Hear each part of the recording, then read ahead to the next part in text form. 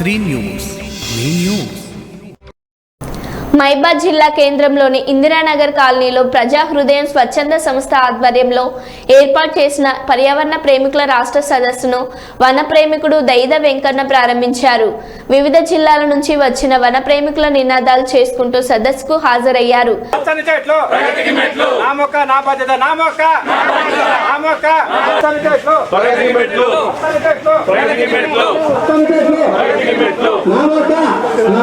సదస్సులో 200 ఔషధ మొక్కలను ప్రదర్శనగా పెట్టి వాటిపై అందరికీ అవగాహన కల్పించారు.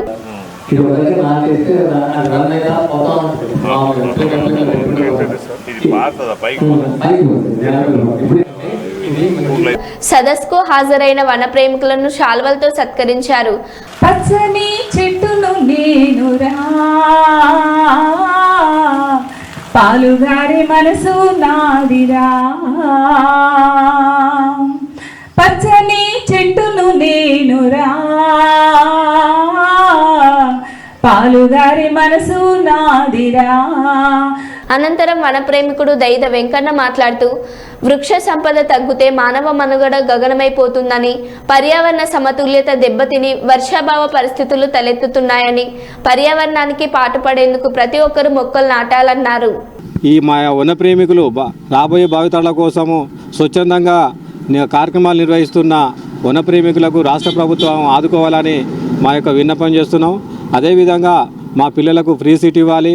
మాకు ఎవరైతే ఆర్థికంగా లేని వాళ్ళు ఉన్నారో వాళ్ళకు ఎలాంటి ఆక్షన్ లేకుండా లోన్లు ఇప్పించాలి.